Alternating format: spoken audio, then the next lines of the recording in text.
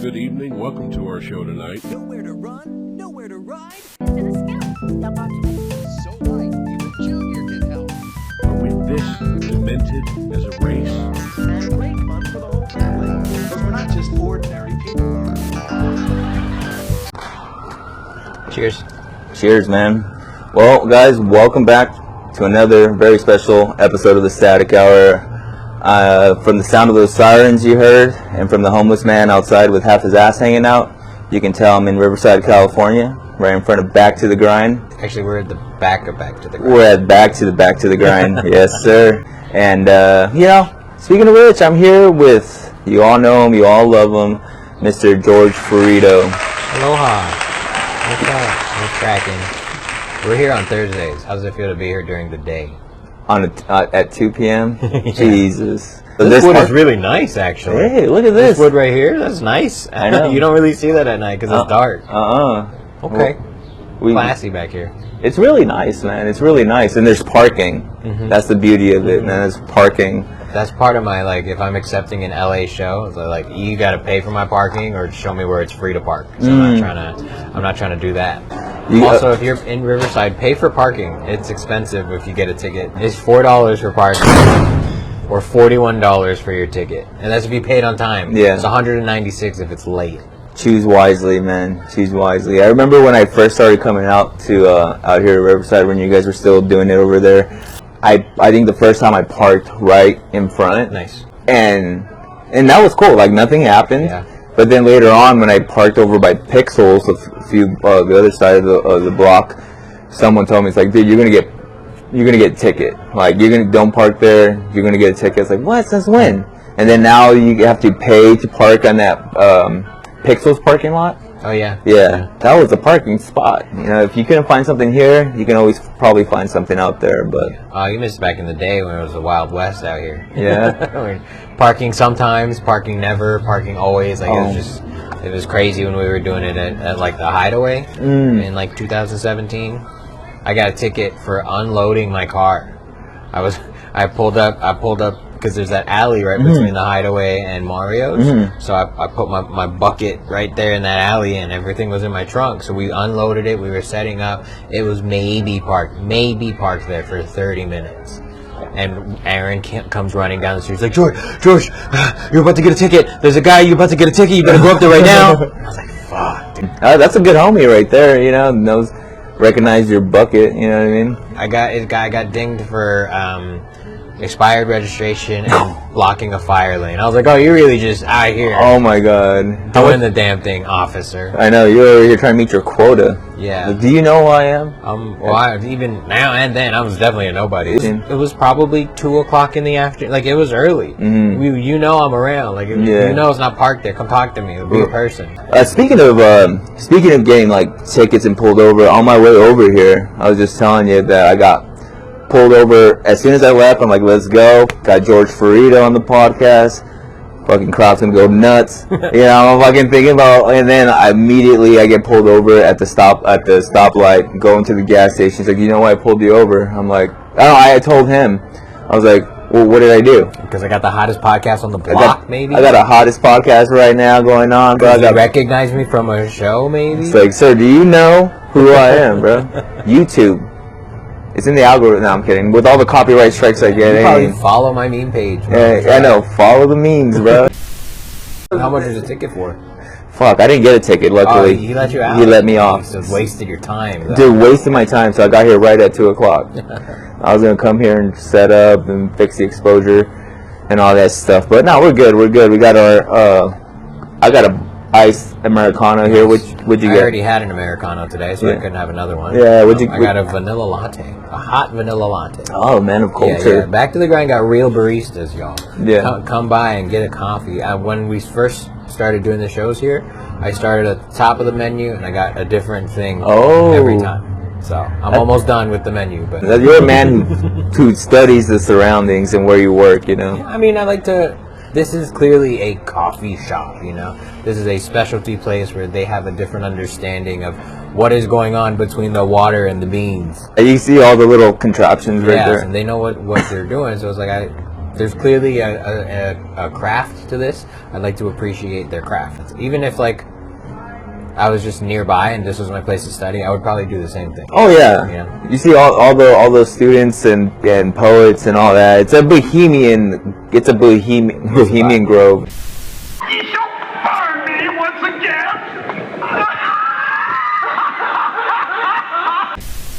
Now it's a bohemian hub, I guess you can say. This little nook corner that you guys can't see, like that, when I discovered it a couple weeks ago. I was like, I didn't even know this place behind this door existed. Oh, you didn't? No, I didn't.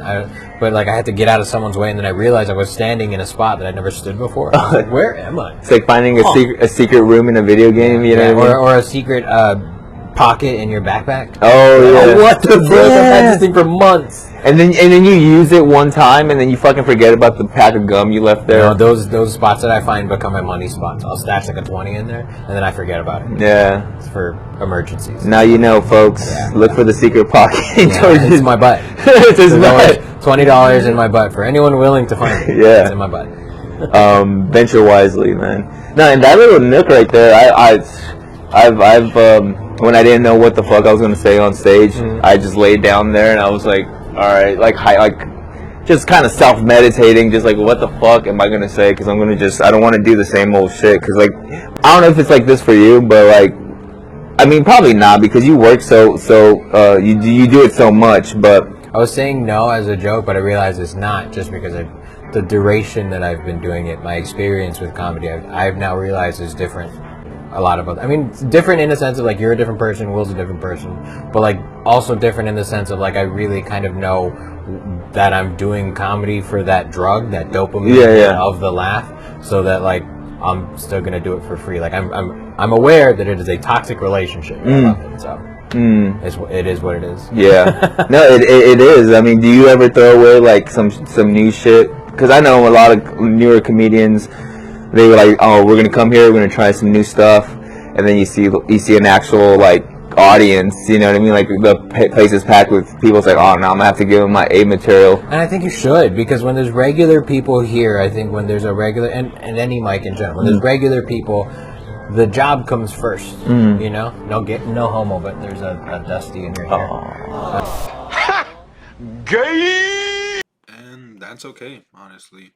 The job comes first. You should want to make that room full of strangers laugh. Yeah, if you yeah. have stuff that you know is going to bang, that's good for everyone. Yeah, the crowd's going to stay. The show's going to get a better reputation. You're going to have a better time. Like, you can work stuff out when there's no one here. So you should come to bang. I think the problem is when you come with the same 5 minutes week after week after week after week. That's the problem. Yeah. About like when should I do new, when should I do old. Like, in my opinion, the job comes first. Be funny to people, and do that. It's your job to work on your skill on your time, but you're on their time when there's an audience. Then I feel so much better than I, because then you'll be like, and this guy's heard my set so many fucking times, like. And you think that, though, but think about your favorite comics. You know a handful of their jokes. Right. You see an hour worth of material, and then you can rewatch that special and be like, I think I've heard this before, but it's still the same journey. Yeah. You still enjoy hearing. So even if like that insecurity comes up of like, oh, these people know it, it's like maybe, but they don't know it as well as you do. Yeah. They still might enjoy it. That's true. And then half the time you're like, you may see them at the mic, but they're probably upstairs. They're probably out here, not Getting a coffee. Getting a coffee, yeah. Just something innocuous. They didn't purposely miss your set, but Yeah. you just didn't realize they weren't in the crowd. Aside from when you get called up and then they all walk out, and then the first Never show. happened to me, so I don't know what that's like. Yeah. Like, damn, that'll be. I've been banging since the beginning. No. I've been No, dropping heat. In the beginning, that's why, because there was just nobody there. So I started at Flappers, and it was basically a comic's mic. It was a comic, if that comic had a girlfriend, their girlfriend would come. Yeah. So there wasn't any people. And when you would get the 2, 3, or 4 people in there, like, we all understood that, we're playing to them now, so that they maybe come back next week. Right. We don't have to keep drilling this into our friends' fucking faces. We can just tell it to those 4 people in the corner. That's true. Yeah. So You said you started off at Flappers, but let's go fast forward a little bit, because I've heard you talk about it. And if you guys check out the. I'm sick of your fucking No, stories, George. Move along. I'm trying to bring me into the picture, goddammit. Nah, just check out their podcast, the Buddy Cast. It's a great podcast if you want to check out. It's an okay podcast. Don't sell it. Don't oversell it. It's all right. It's mid, bro. It's mid. Cool. You know, It's fine. It's a, you know what? Like you'll get a little. It's the most consistent podcast in the Inland Empire. I'll say that. Unlike We've my been doing it for podcast. the longest time, for the longest duration. We did it through COVID. Like I said, like they're Podcast everywhere. yeah, they're the bar that I need to get to because, like you said during the roast, in terms of consistency, because during the roast it was so funny. I'll cut to it right now. Rick Bravo, you have a podcast, The Static Hour. It releases like eventually, you know, like once a month. You should rename your podcast from The Static Hour to The Menstrual Cycle because it happens once a month and it's a fucking pain to get through, dude. It's annoying. I know, man. James. It's like That's funny. Did I once say a that? month. Yeah, you That's said hilarious. I must have ripped that in. because I don't remember that. coming from me, it comes out hilarious. Nah. Meanwhile, I was like watching you like the Joker when he's watching Maury destroy him on stage. I'm like, nah, I'm kidding. I fucking loved it. I love it when and that's the camaraderie. Like you have to be able to give each other shit, and I love it. I think that's why those end of the year roasts are so fun. Yeah. We've done 3 now, maybe. Yeah.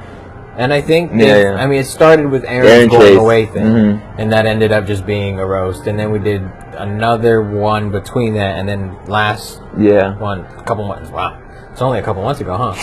It's December? fresh. Yeah. December. We're in May. Yeah. Just got into So we've May. done 3, but they seem to be getting progressively bigger, progressively funner. Yeah. Like it's just more fun. We all know each other so well. Yeah.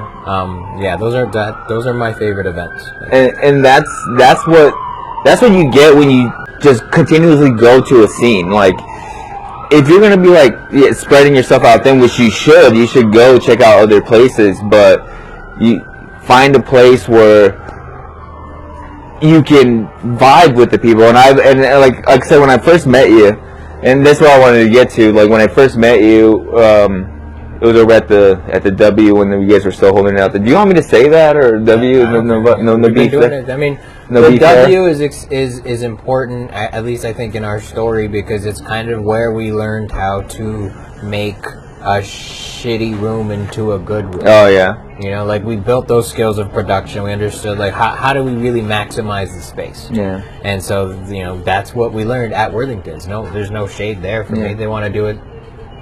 Stop doing comedy. That's fine. If they want to do comedy with someone else, that's totally fine. Like Right. I'm on my own journey. Right. We're on our own journey. Yeah. We were gonna do it whether they let us or not. That's my my takeaway. That's my takeaway from them. So I have to be grateful. Yeah. And right there, you learn how to riff with the EDM music that's blasting 2 doors down. What's up, brother?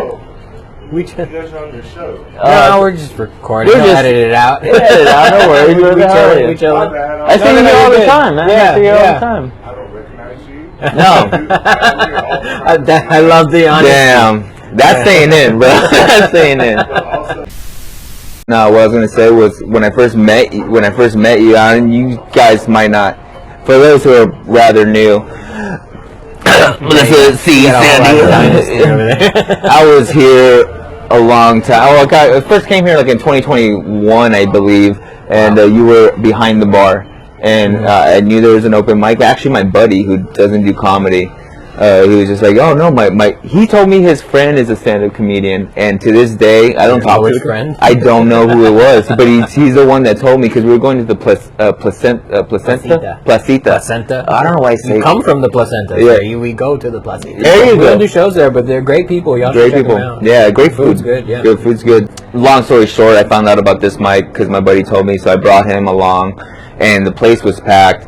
When I went in to go sign up, you were right behind the bar, and I was just like, "Hey, is there an open mic At the tonight?" Dubs? Yeah, the Dubs. Yeah, you were okay. behind the bar. Oh yeah, because I had to work and Yeah. we had to run the show, and that's the only way it could happen. It was crazy, dude. It There was was nobody worked that Thursday, so if I worked, we could have the show. So it was crazy because I was just like, "Yeah, sign up." Yeah, you gave me a pin, whatever. I signed it up. I put my name in the thing, and I didn't know you were a comedian.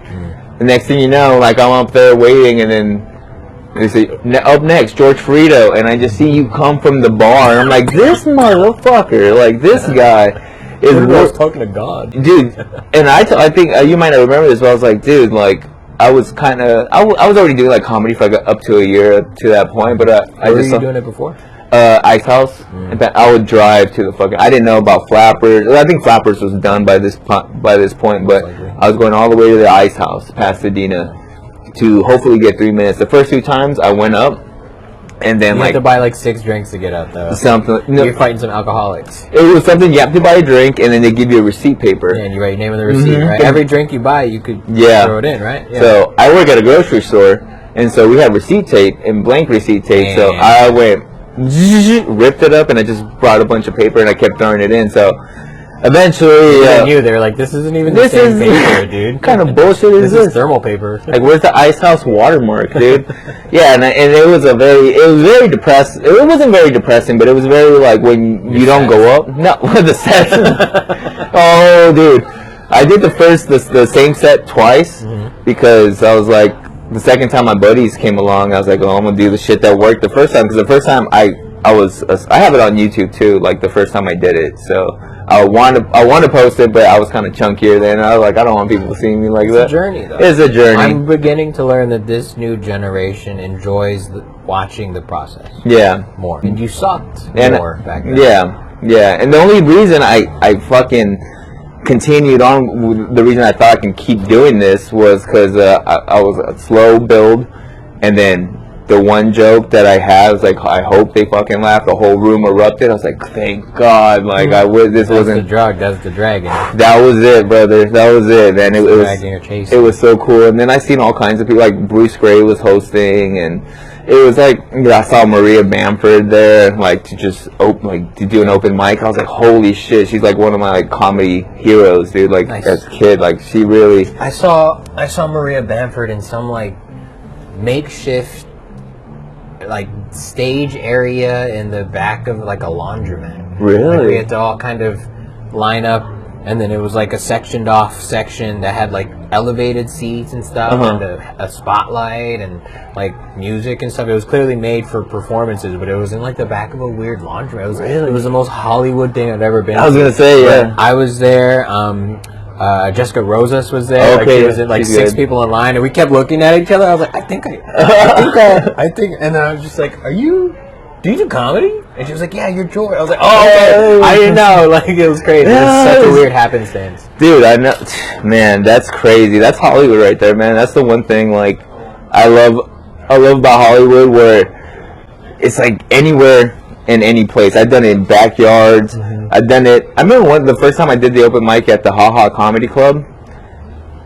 It was in the summertime, so it was very bright outside. It started like at 6, so the sun was out. 5 people there. Place was empty, and I was just looking around and just seeing that the old ass building. I was like, damn, Hollywood's a shell of its former self, man. It just felt like kind of like, is this what I want? And I did want it, but I was just like, but this is Hollywood. Yeah. Like, why does it feel like dingy and all this shit? But it was just like, because that's the real Hollywood. That's the real Hollywood. The real of it is that like everything you think and like everything people see about LA and Hollywood, that's all the facade. Yeah. It's almost like a weird metaphor for the industry in general, that like what you see is not what you get. Yeah. Absolutely not. Are you guys trying to do a podcast or something? Yeah. Oh, I'm sorry. No, don't worry about it. We're live. We're chilling. You live your life. No, it's all good. It's all good. I'm so sorry. Oh, no, I appreciate that. you. But thank you. The kind of hospitality you get it back to the ground. Nice here. What's going on? I know, the baristas In are Hollywood, great. they tell you go fuck yourself. I know, they'd be like, actually, you can't do that here. like this, they'll tell us to move somewhere the fuck else. You know what I You mean? do that in the parking lot. People are so nice here, so come hang out. Back to the grind. Yeah, the facade is real, but it's like, because you see the stage, you see the bricks, you see like everything. Like, damn, this place is legit. The Ha Ha sign is there, but then you look around, it's like empty, middle of the fucking day. You drive all the way the fuck to LA. You're like, this is the Ha Ha. This is the Ha Ha Cafe. Like, and no one's going ha ha to my fucking jokes. What's your take on the different like taste of like different scenes and all that, like LA, OC, Riverside? I don't want to sound so philosophical, but I do kind of relate comedy and I guess the art experience a lot with surfing. Stand-up comedy specifically, I feel like, is a lot like surfing in the sense that you are only in control of what you do. On stage and on the water, if you're surfing, you only have control of you and your board. Same on, and when you're on stage, you only have control of what's you and the microphone, what's coming out of your mouth. Everything else is kind of a wave of like that's whatever the world decides to give you that day. Those are the waves that you are going to ride. What you have to make sure is that your surfing skills, your comedy skills, are up to snuff to handle any sort of wave or any sort of choppiness that may come your way, because that's your job and that is the pursuit that you've chosen to do. And when it comes to other scenes, I think there is a tendency to be like, I'm doing my thing at the best beach. I'm surfing at the best beach. I'm surfing at sunset on Oahu on the North Shore. This is the best beach, and this is the only beach I'm going to go to. And those surfers, those comedians that stick to those one spots, no, without a doubt, are good there. Sure, you are good there. You know where the rocks come up. You know kind of how like the waves breach. You know, you spend so much time there. You have no choice but to be good. But I think comedy as an experience is surfing. We're like, hey, take your skill to another beach and see how you do there. Do you suck there? That means you probably suck. Work harder. Work harder so you can go to multiple beaches and smash at multiple beaches. And then take that to even bigger beaches, bigger boards. Challenge yourself. This is an internal pursuit for me. So I understand that my philosophy, I guess, is not always correct. But it is one that I seem to share with the people that are around me. It's like, we're just here to get good. Like, and that's why I think, like, places like Back to the Grind, or the W, or the Hideaway, places like that, they're so unpredictable. That's why they're important. Because you're now running with weights. You're going to get good, because it's going to suck one week. There's going to be only 20 of us, and we're all comics, and we're not going to laugh at the real stuff, and the stuff we do laugh at, you're going to take in front of a real crowd and be like, why is this not working? It works for comics. It doesn't work for regular people. It is about, every scene is a little different. Every scene kind of has their own hierarchy. That's cool. It's great. I think our scene is the strongest. We have the best stats, top to bottom, of like variety of comics who have material, who go out and work, who are getting booked. And we have the benefit of like good shows, mics with people. That's what's important, and I think that's what other scenes don't have, are mics with people. And thankfully, we've had a group of people booking and doing regular mics regularly for long enough that it is a good production every time. And that's how comedy should be. You got to do it consistently to get good. And too many people do it inconsistently. Hey, guilty. No, it happens. Life happens. Do people know that you're a comedian when you talk to them? Like, it's like they don't know that you're a comedian. Like, do they get the sense that you're a comedian? I don't think so. I don't really tell people in real life that it's kind of annoying. They just think I'm funny. And then I think however which way they find out that I do comedy, like, oh, that makes sense. That makes a lot of sense. But no, I don't think they initially think I'm a comedian. Because, I'm pretty quiet. I'm a little introverted. And I'm not really sharing my business out there, so it's hard. It's hard, I think, for regular people to look at me and be like, oh, that's what a comic is. They think like comics are people that like to talk. They're loud. They're very animated. They're big. There's some people like that. There are some, but I think if you look at the craft from a distance, you realize that like all comics are kind of the same too. They enjoy conversation when they're in control of the conversation. They are very thoughtful people and very introverted people, because that's the only way you can come up with these self-deprecation perspectives.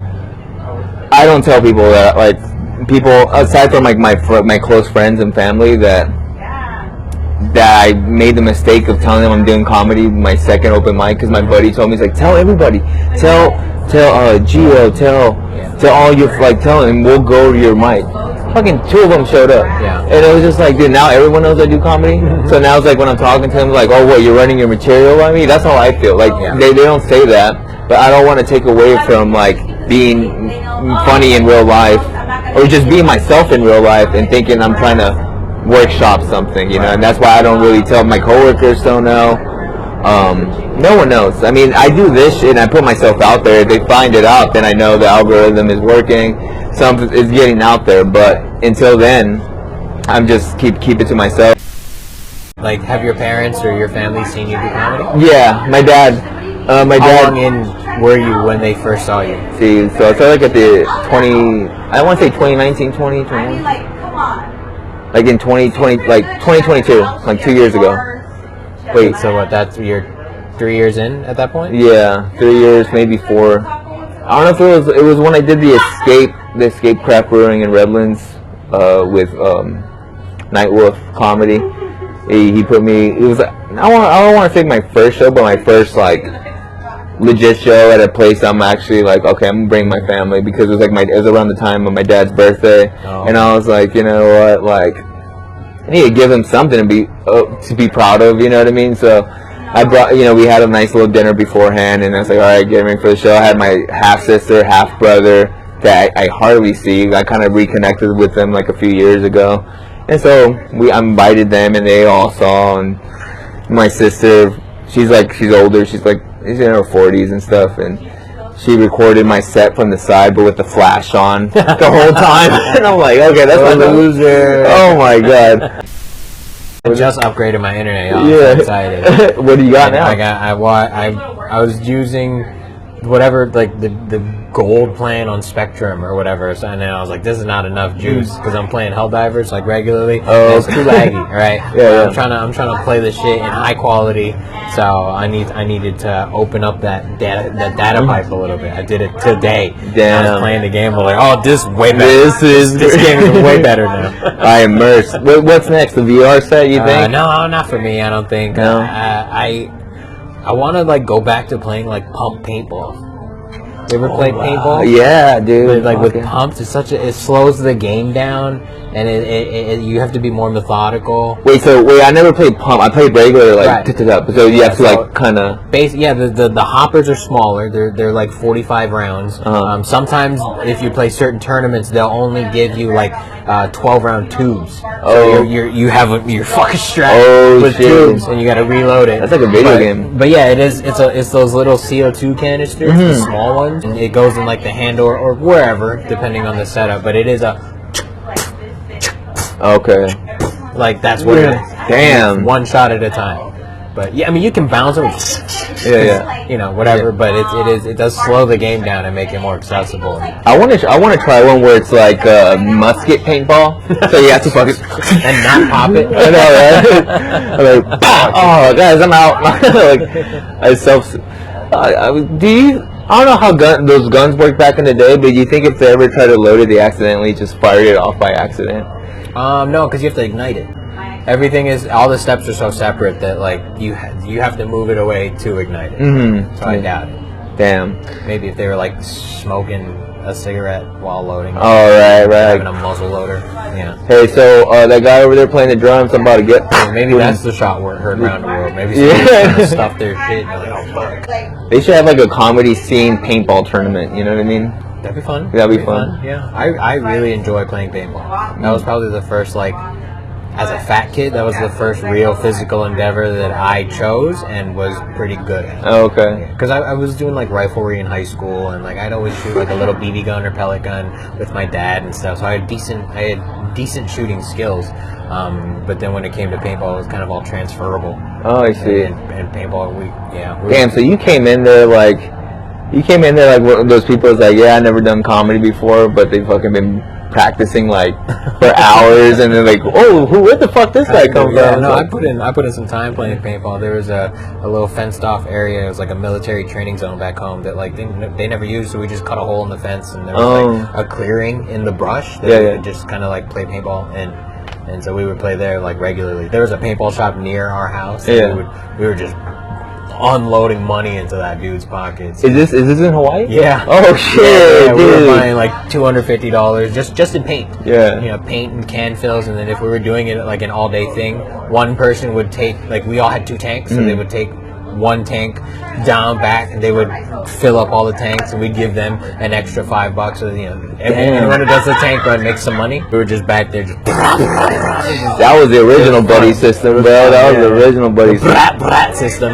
God damn, like break up. It was cool. It was fun. Speaking of Hawaii, you ever think do you think that one of the goals is, if this was one of your goals, to ever like do a show out there, like put on a show, like that would be cool, but I don't say it's a goal. I don't know. There exists a scene that I would rather I think more suited to just being a part of than putting on something and making myself some kind of one-off figurehead. It would be cool. I don't know how fun it would be, because I don't know that the prices out there, brother.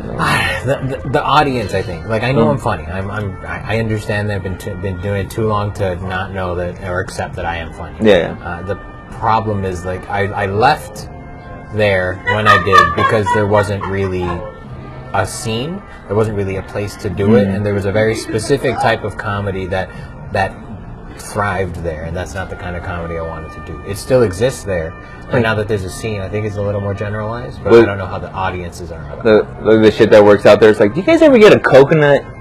You bust it open, this guy knows what he's talking about. No, I'll show you. It's very specific. It's a weird local Hawaii. It's how Boston has Boston comedy. It is very much so through and through Hawaii comedy. Oh, wow. Yeah, it is such a remote place. When you think about it, geographically speaking, this is the most remote place. Damn, dude. In America, really? Yeah. So, were you 18 when you left? I think I was 20. Okay, 20. So you wanted to be a comedian at what age? Probably freshman year of college, so 2008 was where it's like, I think the narrative started of like, I think I can do that. Well, what made you want to do, like, was there something like you saw? I mean, pretty much everyone who has ever done comedy was like a fan of comedy. Yeah. Like you have to be, unless that might explain why some people bomb if they don't know what comedy is. If they think they just want to go up there and spew. Stop talking about yourself like that, man. Oh, grazie. No, man, I'm just happy to be here. I'm happy to have George on the podcast. Listen, no, but it's just like what was the one thing that just made you like, all right, I inspired you to take the next step? I had nothing else. Nothing else. Okay. Aside from living in Hawaii and one of the greatest. I mean, I would. States. I guess we got time. I would have to tell you the story about my whole personal struggle in general. Okay. Well, I guess first, I didn't know that I was a fan of stand-up comedy. Oh. When I was watching TV and I was going through, I would always flip to Comedy Central because I was looking for someone on stage with a microphone that's going to make me laugh. Right. At no point in my childhood did I connect that as, oh, that's a job, that's a stand-up comedian. I was just like, oh no, I like those people. I like the Dane Cook that I say. I like the Dimitri Martin. I like the Eddie Murphy. I like Comedy the Dave Central Chappelle. presents. Yeah, the Premium Blend and all those. Like, it wasn't TiVo'd things yet. There was no TiVo. I had to wait. I had to look on the guide and see if there was like Premium Blend on. And even if it was a rerun, that was fine. I'm more than happy to consume it that way, but I didn't know that that's what I was doing. Okay. Yeah. And it wasn't until like high school where like I thought maybe the thing I'm looking for is the thing that I do kind of naturally. Is entertain people. Right. It's my coping mechanism. I spend so much of my time moving from like place to place and family to family that like if you're funny, you fit in. They'll like you. Yeah. Yeah. So the thing that I was doing naturally to deal with my trauma became the thing that I'm kind of the best at because I've been practicing for so long.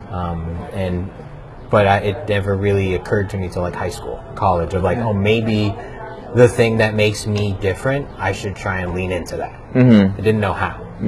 Or what. I thought it was like, oh, maybe make funny movies or something. Make funny sketches. And then I did that too. Okay. But stand-up felt like the purest form of like, this is my thought to paper, and then paper to audience. And I can really create a thought and be proud of the thing I want to say. The strides you made, the decisions you made to leave an entire state, which I admire anyone to leave the state they're from to come to California or anywhere to do the thing you want to do, because like that's that's a commitment right there. Like, yeah, but I did spend, to be fair, like 2 years kind of just fucking around, feeling the place, because I had never really left home until I left.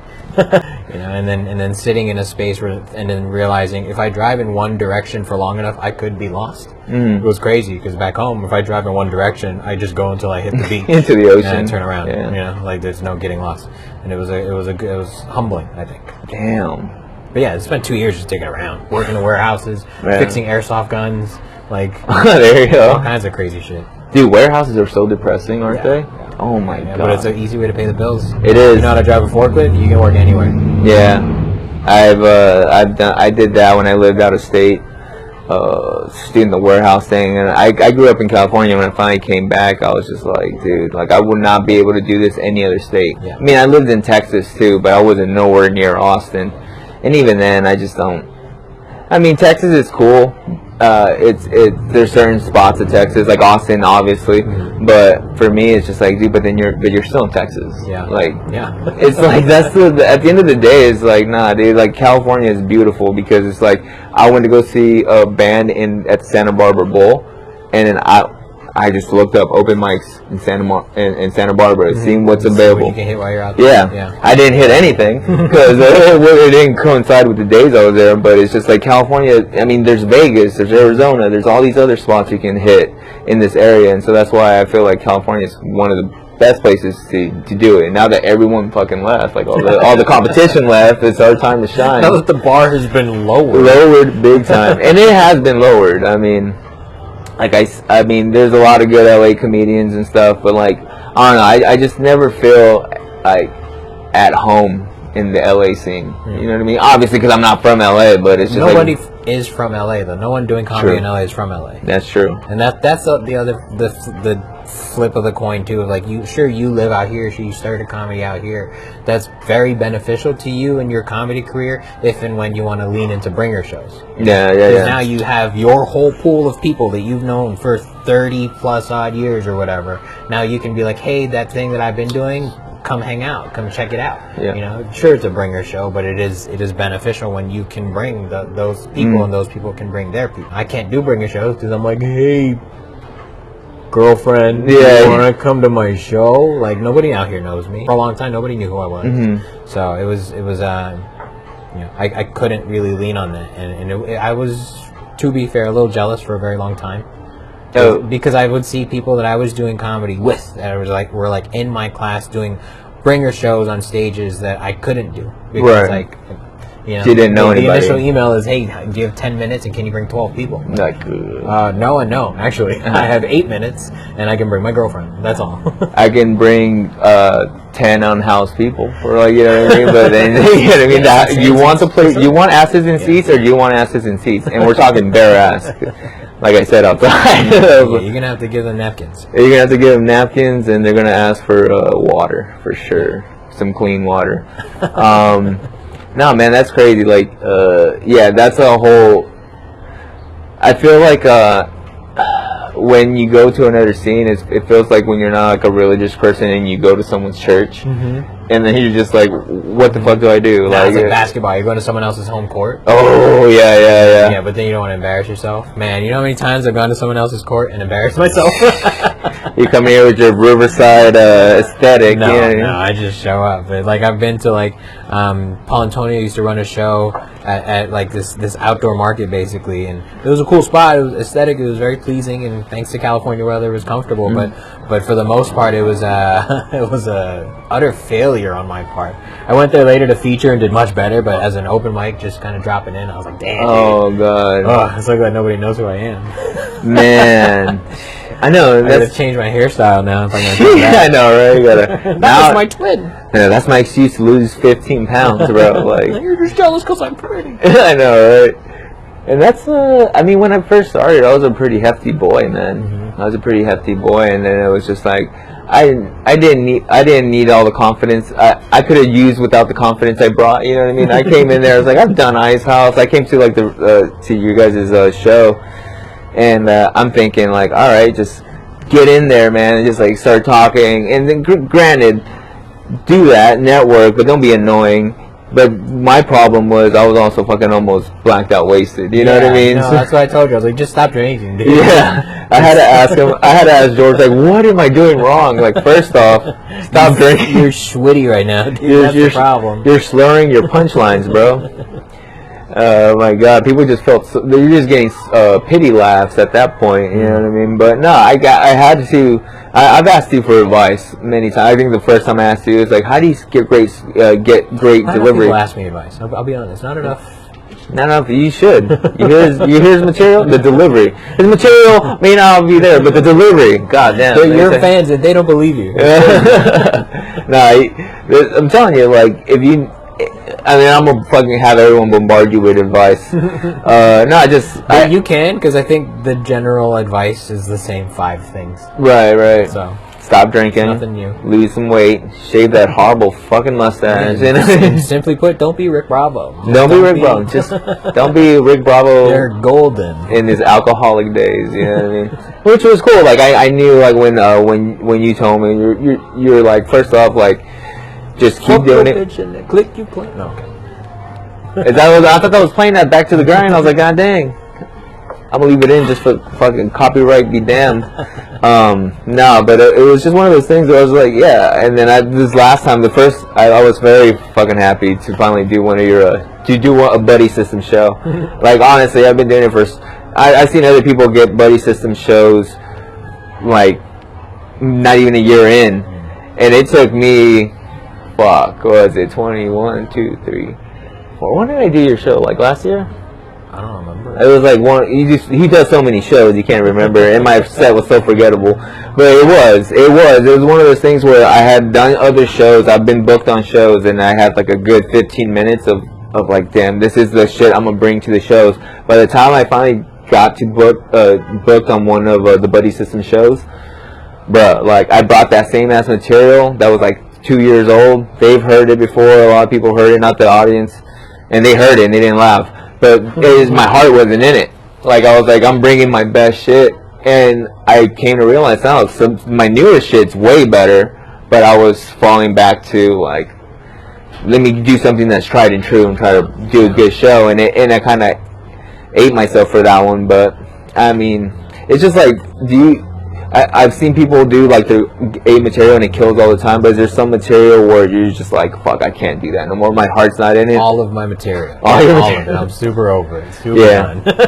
Yeah. That's part of the reason why I'm doing 30 at the Improv on June 12th. That's part of that reason, is like, because that's a good kind of foot point for myself to be like, all right, all this 30 that I'm about to do, I'm probably just gonna dump. Yeah. Like whatever, I'm pretty over it. Yeah. That's also what I was talking about in the beginning of like my experience with stand-up comedy now is a lot different than a lot of the younger kids that are doing it now. Mm-hmm. People in and around your class. Like for me, it is more about the experience and getting that drug hit of like I have to do the thing I'm going to do, and I have to do that every time, because like if I do go to another open mic night and I don't do what I came to do, I'm wasting my time. I don't get to do my drug. Right. That is my fault. So I have to have this very present experience now where if it's going to pop for me, it's going to pop. But even if not, at this point, I'm very proud of the things that I've done in comedy. It exists here because of me. I do, for real. Like, it's a little boisterous, but there's no denying at this point that I am a very important part of whatever this scene is and will become. Mm-hmm. Don't worry, I'll lick your balls for you. Nah, you're reaching legend status out here in the IE. No, I mean, I know people always say that, like, don't call me a legend, but you're still young, you're still in it. But even then, some of the comedians that hit, they don't hit till they're 50. That's not the goal. You want to hit it when you... That's true. Ron White didn't hit till he did the Blue Collar Tour, and he was already doing his hour. He was already in it. Fucking no respect. What's this guy's name? Rodney Dangerfield. Rodney Dangerfield, he was like in his 60s or something. You know what I mean? So it's just like, But That's good. If I hit later, then I have so much material that I can just dig up and not have to work that hard until I die. Do you ever dig up an old ass joke that it didn't work, but you kind of just left on the wayside, but like I'm gonna come back to it? Yeah. No, I'm doing it with a joke now because I was talking with Carlos Patino at one of the shows we were doing in Lake Elsinore, and he brought up a joke, one of his jokes that he enjoyed that I did, and I was like, dude, I forgot about that joke. Like, and not only did I burn it, but I just left it on the floor because I just felt like I couldn't make it work. And then he reminded, and I've been doing it the last couple weeks now, and I'm like, oh no, maybe I just wasn't ready. Yeah. Like when you find a weapon in a game and you're like, oh, your level's not high enough. Maybe that's what it was. Maybe I just wasn't ready for it. Yeah. But yeah, it's fun. It's fun to do. Yeah, all the time. Yeah. But I've also like burnt more material than a lot of people have written at this point. Yeah. 3 jokes at least. I burn at least 3 jokes a year. And that's not including like the topical stuff that I write throughout the year just to be relevant on Twitter and shit. But burn in meaning like you just kept saying it, or no? Then I'm like, I'm pretty done with that. Oh, okay. Like, I don't like doing it anymore. I'm pretty over it. Well, yeah, I mean that's. But for me, it's one of those things where like if you consistently go to mics, you have to have those jokes. Just I feel like because there's the P Diddy thing or the Epstein Island thing. It's like. You have to do it at that time because if you do it, if I'm doing that, the one joke, a lot of people are thinking about it. Yeah, granted, when I did the Epstein joke here, it was like already 3 weeks after the news broke, and it was just like, but I was trying to come to the mic, I couldn't come. It's like, and I came to the mic. But that's what like Twitter and X is good for. Yeah, you burn those right there. Yeah, that's true. Twitter's scary, man. Twitter is scary, bro. I watch people die on that shit. I'd rather be in the basement down here, dying with my fellow comrades. And nobody bombs as hard as you, though. So thank you, brother. Hey, they've been pretty rough, brother. I called up all my ex-girlfriends to let them know I'm no longer a fuck boy. I'm a fuck man. Fuck man. Yes, I got. Speaking of which, is there a bomb that's ever happened to you that is still kind of irks, like wakes you up at night or keeps you up at night? Not really, but I guess my hardest bomb that I reference regularly was at the Ice House, one of their mics, but also my very first time at Chatterbox. Oh yeah, I ate big dicks, but that was part of my fault. Like, I was in a rush. That was probably the second or third time I was trying to do multiple mics in a day. Oh. Chatterbox was the first stop. So I was like, I gotta go up first. And I was trying to go, there was a place in Claremont that was going to be last. But so Chatterbox was first, and then I was going to drive to Flappers Burbank, and then go to the Ha Ha for the late night. And then there was a bar in Claremont that I could maybe get back if I went first at all the mics. Shit. So I went into Chatterbox. Of course, coming in like I was hot shit. I signed up first. And you ended up being number 5 because they let That was before. That was before. Yeah. At this point when I was going, you were drawing numbers, and that number they drew, then you would go to the list and sign up your name. Oh. Okay. So that's why, like, nobody by that point I knew like no one was gonna sign up first. If I go first, I can still hit it. I was right. At the risk of me bombing my dick off. My chi was not centered. I came in. The crowd wasn't warmed up. No, I didn't have a set list. I was just winging it. Ooh. And so it was my fault. But those 2 are my hardest bombs. Damn. And that tends to happen when you hit multiple mics. There's some mics like, I'm gonna get loose on this one. You know what I mean? I'll warm up here. That's the one that kind of matters. That's the one that sets the tone. Yeah, seriously. Man. How were the other sets? Fine, they were fine. Because I'm not doing what I did on the drive. I was like, okay, we got to make some changes. Regroup, recalibrate. Yeah. That was the first time I really internalized, like, I need to go up with at least a plan. The set list, maybe I don't stick to, maybe I go off tangent, but I need to have a track that I'm going to stay on if this ride's going to be anything. Worth the shit, yeah. So once I got a set list together, then I was like, oh yeah, I can relax now. I can kind of live in the stage time as opposed to just telling my jokes off the top. It was a different experience. So I learned a lot that. I think my parking space is like 5. Where, here? Right here. Oh shit, I didn't pay. You might be fine. That might be fine. The world's like, you already got out of 1 ticket, motherfucker. I know, dude. I'm pushing. I forgot about that shit. Oh well, whatever, dude. I mean, granted, I can just exit out. I'm parked right back here. That'd be some great content, huh? Oh, yeah, it's $41. George, I'm gonna let you take the reins. You want to do any plugs? I'll go check this car real quick. Yeah. George, you want to do some plugs real quick? I'm gonna be. Let's see. We're recording this at the beginning. So come check me out. I don't know when this is coming out. That's the problem. May 11th. Oh yeah, you do need your phone, huh? Yeah, I mean, you can go see if you have a ticket. It's all right, man. Fuck it. That's future Rick's problem. Let it go. That's not a problem. All right, Yes. so, but May 11th, if this is already out, sorry you missed it. Strum Comedy. We're going to be having it at Strum Brewery in Ontario, California. It's going to be a fun time. Then I'm going to be in Murrieta at the Comedy Festival with Carlos Patino, William Henderson on May 25th. Then you can catch me also every Tuesday at Brooks, every Thursday at Back to the Grind. But here, June 12th. I know this hasn't happened yet. June 12th, Ontario.improv.com. Go to buy your tickets. June 12th. I'm doing 30 minutes, y'all. I'm doing a full album dump of that's not full. I think that's The greatest hits, the essential. 75% of what I have right now. So come by June 12th. Show starts at 8. Doors open at 7. And then 13th, if you can't make it to that, come to the Laugh Factory in Covina. I'll be hanging out there at the Shindig show. Catch me at the George F. And everything that I'm doing with at the Buddy System Co. on Instagram. And you guys can catch me at possibly the Riff tomorrow. You can possibly catch Possibly. depending on if I have a boot on my car. Yeah, exactly. And then you can catch me here on YouTube like you're doing right now. And if you're lucky, First hour's free, by the way. first hour's free. Oh goodness gracious, we're beautiful. Thank gosh. And then you can catch me possibly arguing with the police officers. Like, come on, man, dude, I was shooting a podcast with George Ferido, bro. You gonna do me like this? Nah, it's all good, man. I mean, I'm just happy to be part of It's gonna be your most expensive podcast. I know, right? Oh, trust me, it's gonna get more expensive in a minute. No, I'm just happy to know these guys, like George, Carlos, and Will, and Aaron too, right? And then Aaron Chase. Yeah, when I started, it was Aaron Chase walking half the room of drunken people that were causing a scene. I'm glad he did it, but it was like Aaron Chase was the man. He was very sweet to me when he shouldn't have.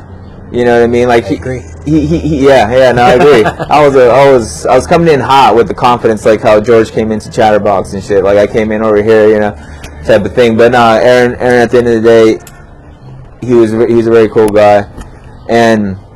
But yeah, no, all three of those guys, man. One of my favorite things to do, speaking to the Riff, after the show, everyone likes to kind of like circle around in the parking lot under a street lamp, pass the vape pen around, and just shoot the shit. Yeah. Fight Club. Yeah. And just blah blah. Yeah.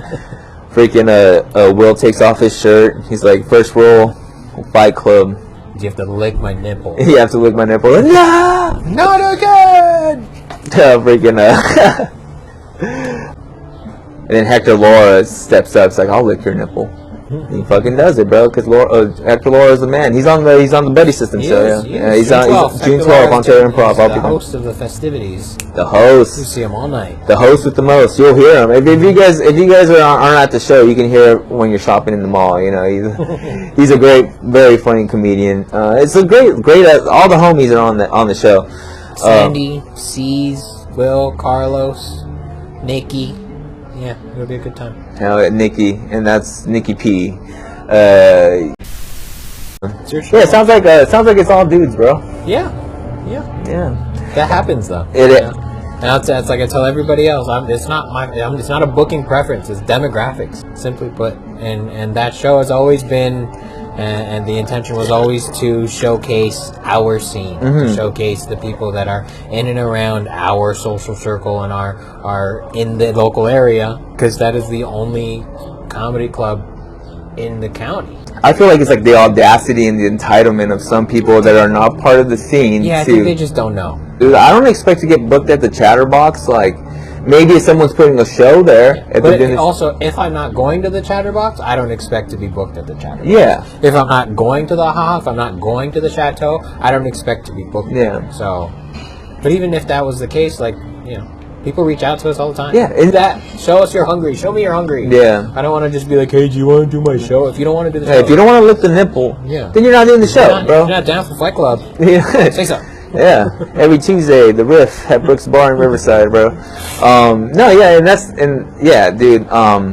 And I seen you bring people from LA and stuff. I seen Wendy, and I can't think of the names. Right? You know, you have to be a part of the scene. Some people I think are just a little. I know it might seem ashamed almost to ask for stage time. I don't know if some people think they're above it or not good enough. Whichever is the case, they're wrong. I think, from my personal opinion as a booker, if you're asking to be put on stage, you're working on your craft actively. Okay. You know, if you're doing at least that, then I'm gonna assume that you are working. On that note, can I do 20 minutes at the Ontario Improv? Yeah, we can do it outside. You can bark and hand out bark for flyers. 20 minutes. Hey guys, I'll give you a beer from the green room. you guys ever fuck with NyQuil? I know, like, there is a for reals way to you know, even if it's just on a DM, to be like, hey, I'm so and so. I normally do comedy around this, and this. I've been doing comedy for this long. Here's a tape. Here's my last set. Here's a link. You know, let me know if there's any opportunities in your area. That's it.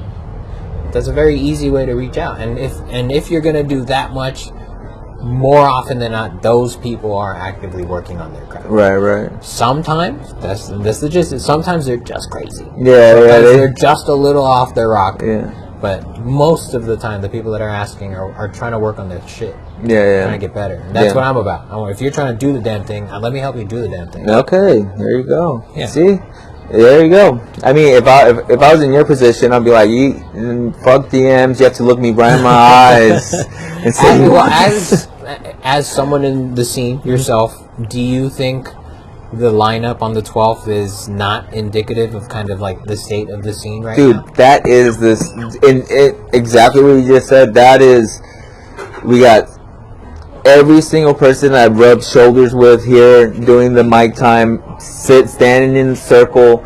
It's literally a good representation of the scene.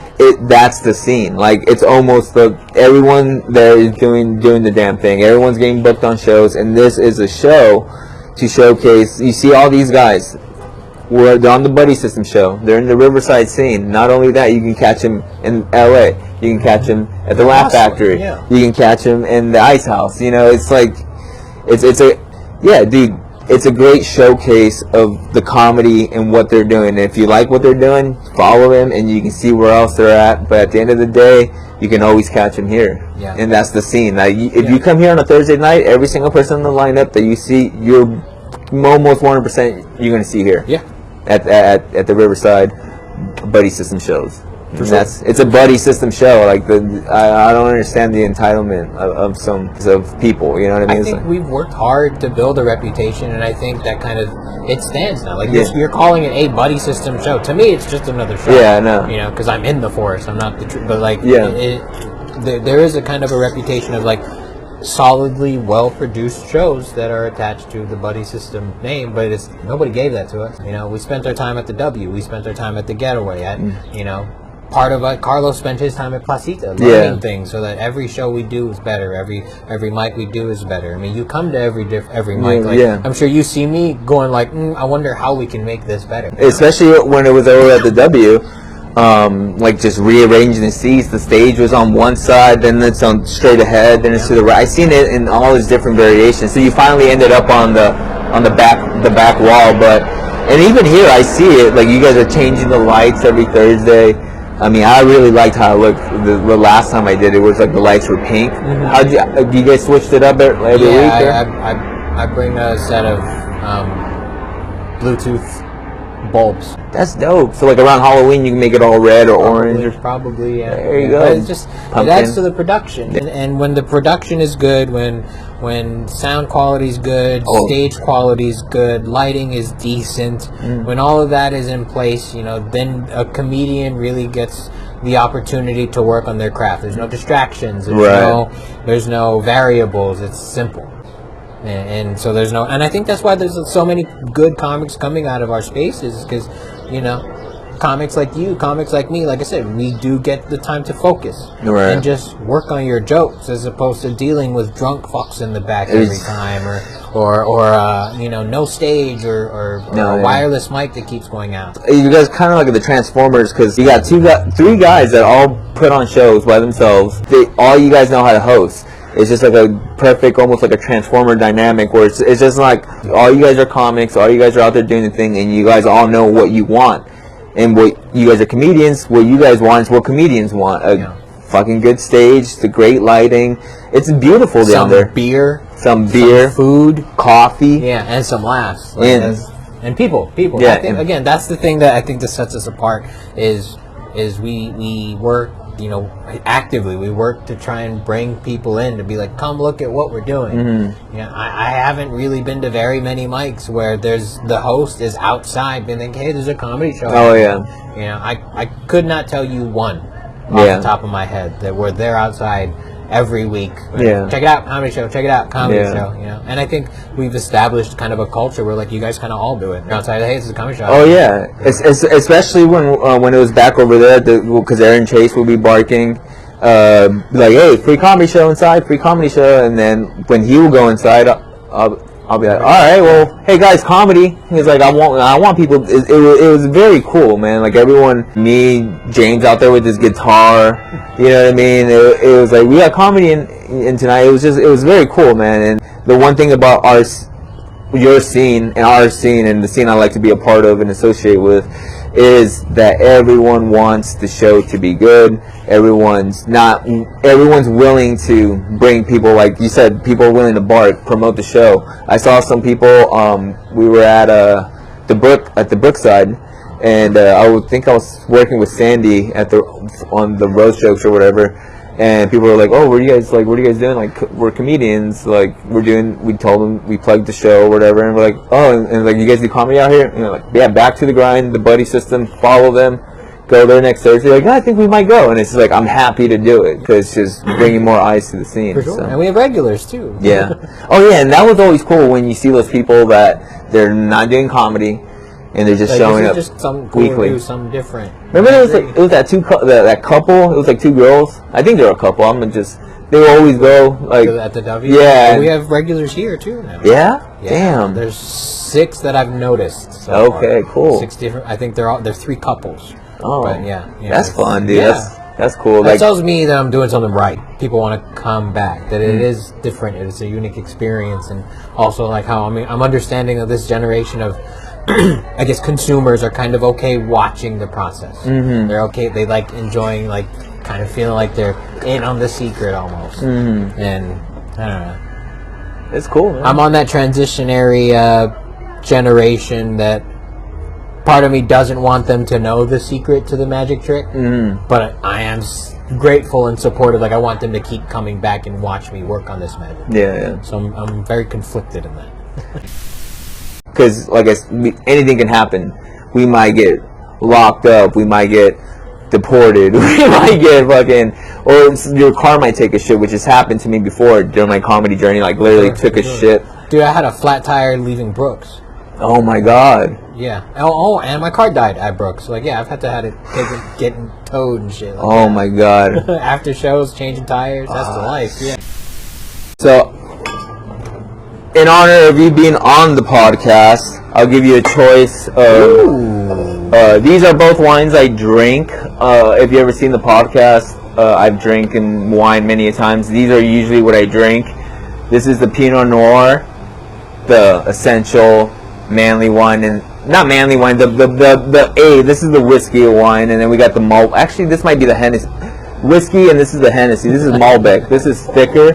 When you pour this in a glass, you can see through it, and when you pour this, it's like you're drinking blood. So I drink this around Halloween a lot. But George, one of these is yours. Yes. Which one would you like I'll to take the have? Pinot. Yes, sir. Oh my God. Get it. That was just the Adidas, yeah. But yeah. Thank you. Yeah, no problem, man. And it's as you can see, it says Malbec here. On that one, it says Pinot Noir. But yeah, it's just I mean, I had a Sandy squish the grapes himself. Nice. Yeah. Oh, So what let's say happened otherwise? yeah. No, but it's just a little thing, you know. Out with wine bottles, you see them, and then you know you like how they look, and sometimes you want to save the bottle. And I was like, well, I don't have merch. I don't want to put merch where my face is on it. I've seen people do that shit. Like, what are you doing, bro? But like, I want something that looks kind of cool. The one you chose was the logo of my podcast, and it says Pinot Noir.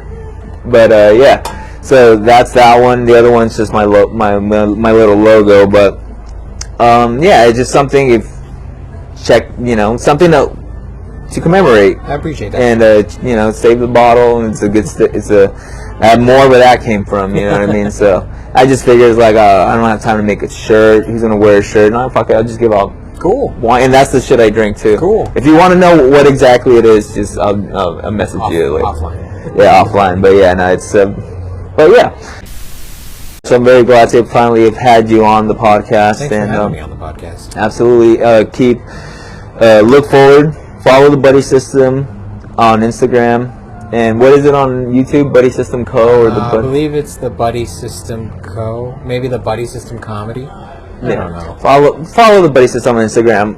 Fuck TikTok and all that shit. You know what I mean? Instagram is where it's at. Honestly, that's all I feel. Instagram and follow our podcast, the Buddycast. The Buddycast, yeah, very cool. Pretty much every guy you've seen on the lineup has been on the podcast. If you guys want to check out what you're getting into, if you guys aren't familiar with them already, check out their podcast and check out the episodes they were featured on.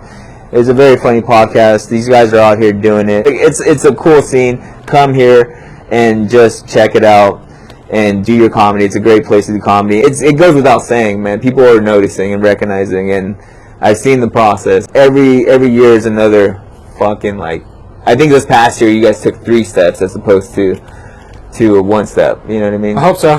Just keep doing the damn thing, you know. I mean, we got the Dream Room. Shout out to Back to the Grind. Dream Room, brother. Yeah. This has always been the spot that everybody wanted, and now we got it. So hell yeah. Cool. Yeah. Shout out to Back to the Grind for not kicking us out today. Appreciate it. Yeah, I know. We made it happen. This place is we made it happen in this public area, man. But yeah, Back to the Grind, June 12th, Ontario Improv, and all the other plugs. Because these guys are getting shows left and right, man. So you just follow them on all their socials. The George F on Instagram. At the George F. At the Buddy System Co. The Buddy System Co. Hell yeah, guys. Well, thank you guys for tuning in for another episode of Static Hour. Hope you enjoyed it, and we'll catch you guys later. Later, bye. Mahalo? Is that? Aloha. Aloha. That's the goodbye and hello? Yeah. Okay, aloha, guys. Mahalo is thank you. Oh, mahalo. So mahalo for listening. Hey, and checking out the YouTube version. Yeah. All right, guys. Peace Bye. out.